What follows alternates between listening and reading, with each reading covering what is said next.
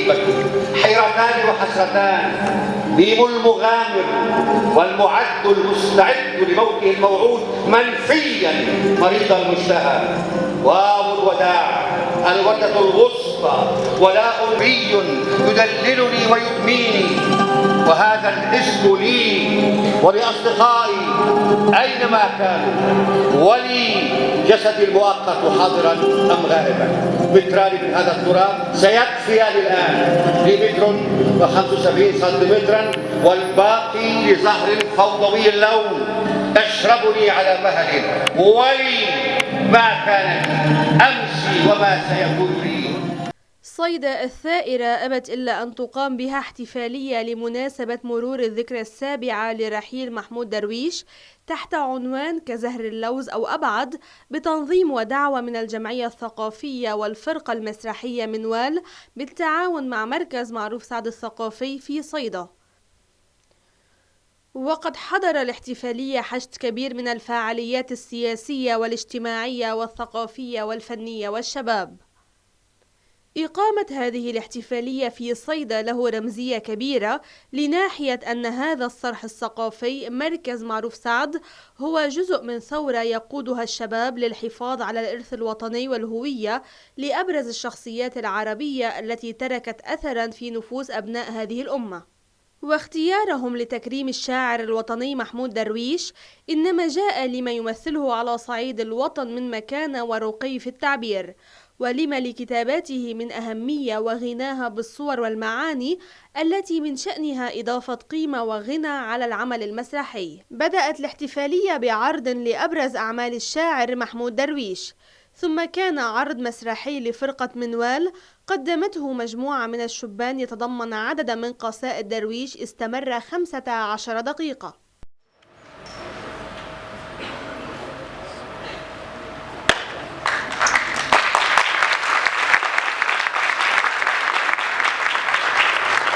أهلا بكم في الطريق إلى أين؟ مرتفعات ومنخفضات، نهار وليل، شتاء طويل وصيف قصير. إلى أين؟ نخيل وسرور، محطات كاز، مقاه، مستوصفات وشرطة سيف. إلى أين؟ وسجن صغير ودكان تبغ وشارع، ومدرسة للبنين وأقبية للبنات. يرأوا موتهم واقفا في الطريق فألقوا عليه التحية. إلى أين؟ كأن هنا بين نحن سكان هذا الطريق الطويل إلى هدف يحمل اسما وحيدا. إلى أين؟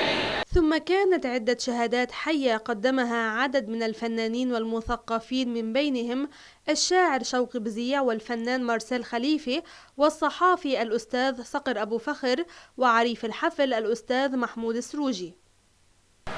ومن الذاكرة المشتركة ومن هذا اللقاء الجامع ألف سلام لروحك الطاهرة معروف سعد، وألف تحية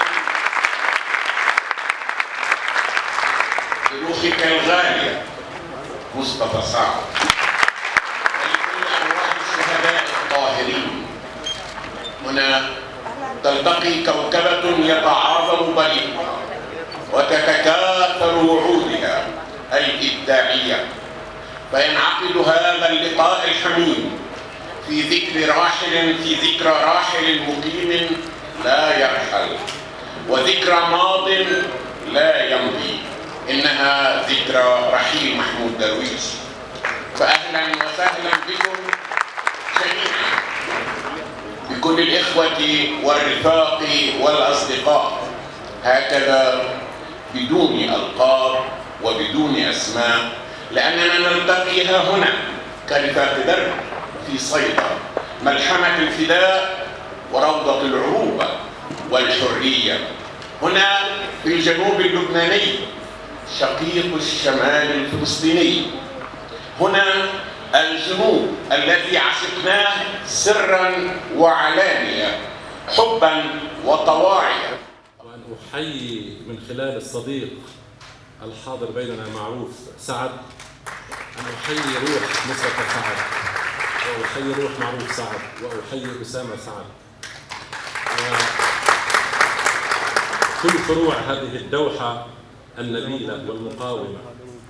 واسمحوا لي أيضا أن أحيي فرقة منوال على دعوتها المؤثرة. أيها الأصدقاء، 7 سنوات كاملة تفصلنا عن الغياب الجسدي لمحمود درويش، وبمعزل عن البعد الطقوسي للرقم 7 الذي نستعيد معه حكاية التكوين ومنازل الأراضين والسماوات، فإن هذه السنوات كافية على قلتها لضبط ساعة الشعر العظيم. مسيرته الشعرية منسوجة بالقلق والألم وخفقان الفؤاد ووجيف القلب. إنه الشاعر الذي لاعب الموت، لاعب النرد ولاعب الموت وخسر ثم مضى. قبل الموت كان يخاف أن تثقب شرايينه، فعاش مثل قصبة في الريح فصار نارا. ولي مع هذا الناي حكايات بسيطة، ومع ذلك سأعترف أنني في إحدى الليالي أوقعت الرعب في أوصاله، وهددته في إحدى المرات بالاعتقال، وجعلته يخرج عن طوره فيشقع الشتيمة فوق الشتيمة لأحد الوزراء اللبنانيين. وأرجو أن تحتملوا كلامي هذا. لو كان محمود بيننا الآن لكان شابا في 74، لكنه اختار بإرادته الحرة وبوعيه التام أن يغادرنا في 67. كان نبيا للتيه الفلسطيني ونبيا للأحلام العربية المجهرة، لكنه في جميع الأحوال ما برح نبيا للشعر الآتي من الغابات الكونية البعيدة وللسحر الفردوسي الذي يغمر كياننا كالنعيم كلما تذكرنا اسمه. شكرا.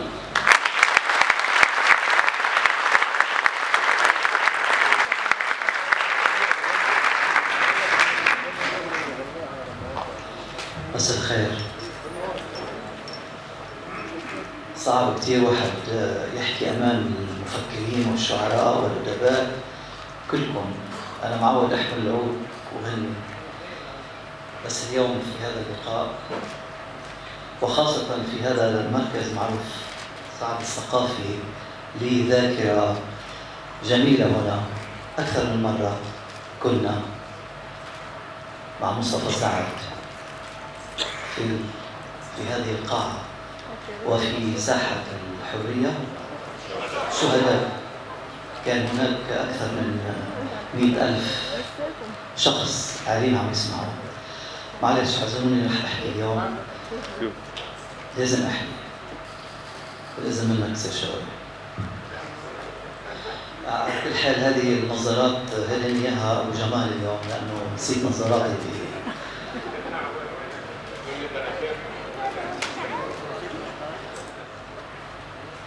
لقد بحثت مع درويش عن أغنية تقودنا إلى المستحيل، ترشدنا إلى الدروب المجهولة لنبلغ سر الفرح.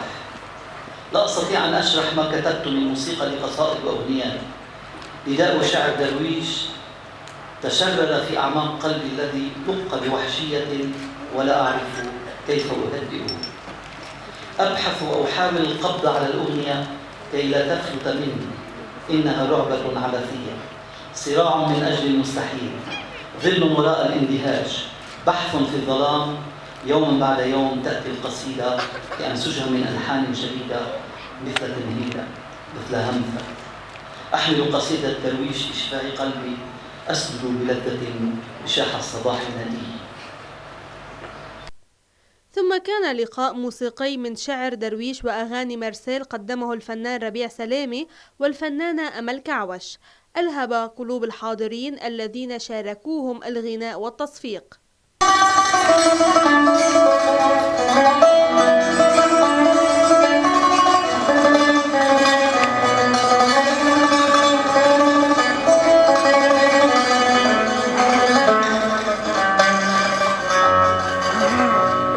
سلام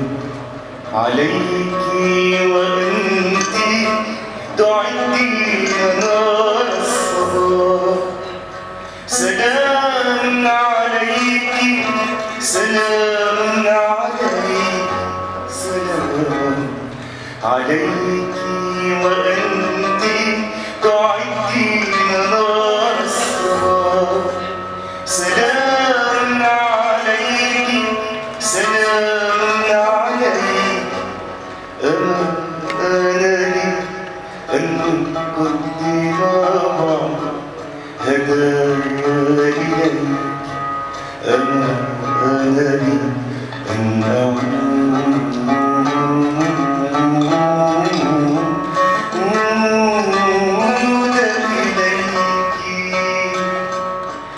وبحبك قد عينيا حتى أكتر منها شوية، واسألها انت وحلفها على طول حتقولك هي.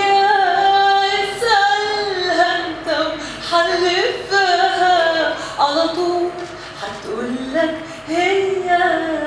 بحبك قد عينيا حتى أكتر منها شوية، واسألها انت وحلفها على طول حتقولك هي.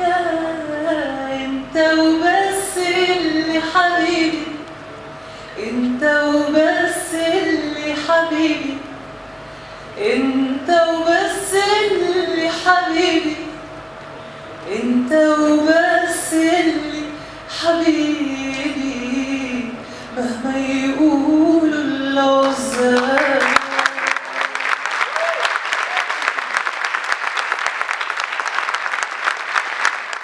وفي ختام الاحتفالية تم عرض مقتطفات من حفل موسيقي فني كان قد غنى فيه الفنان مارسيل خليفي. كان الحجاز